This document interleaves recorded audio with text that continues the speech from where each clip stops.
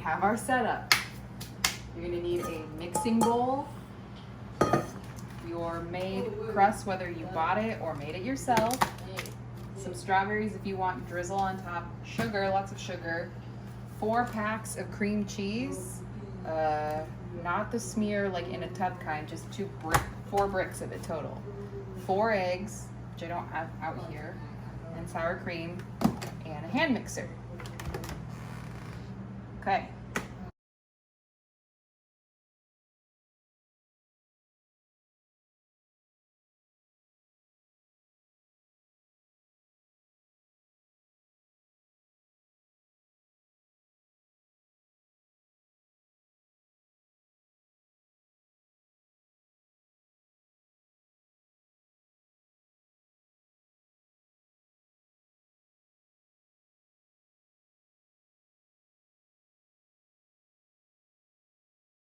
And welcome back to my cooking show. So we have the oven set to 325 and we're gonna bake for an hour, and we're going to do something that it's a makeshift of what the recipe called, but I'm gonna take a pan that we have, fill it with some water, and it's gonna go below on the bottom rack to help steam the cheesecake.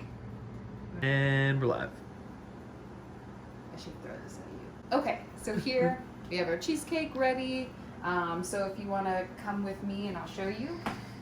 So I'm going to set it right above so that hopefully it'll create a little steam. And the reason we're doing that, I'm going to close this, is because it'll help cook a little more evenly. Hopefully there won't be a crack at the top. So we're going to let this bake for an hour.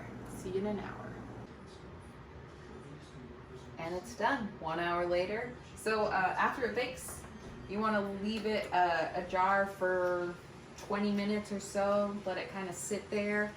And I already did that, so I'm going to pull it out, and I'm very happy with what I have, because as you can see, although it's kind of like folded, there aren't really any cracks specifically.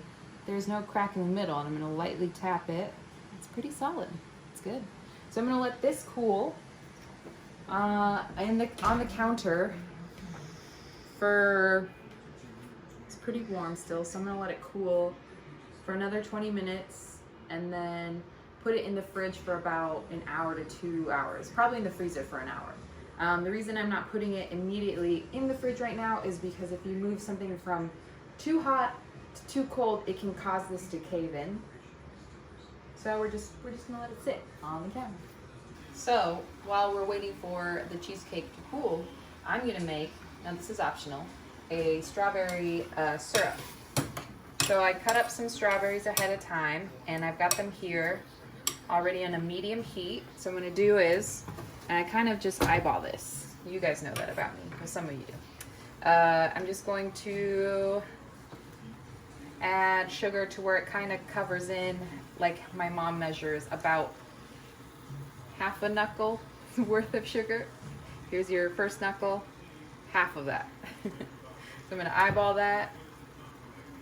And you can add more or less. If you do more sugar, it's gonna taste sweet. Obviously, if you do less, it is going to taste a little more tart, like strawberries. So I just want to stir and combine and mash it a little. And you don't really need to cook it for too long, honestly. You want to cook it until most of the strawberries are nice and soft.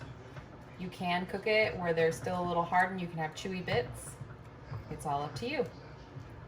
Okay, so we let it chill for a little while. I already cut out a piece. So as you can see, it wasn't fully formed, but it's ready enough. So you can go ahead and give it like an hour in the fridge or freezer is what I did. It still tastes really good. And if it comes out like this, don't be disappointed. A great idea for this is for you to throw it in some ice cream too, like cheesecake bits. But I know my partner is going to still enjoy this, so just drizzle on some strawberry syrup. Make the presentation worth it, you guys. And then even if you want to,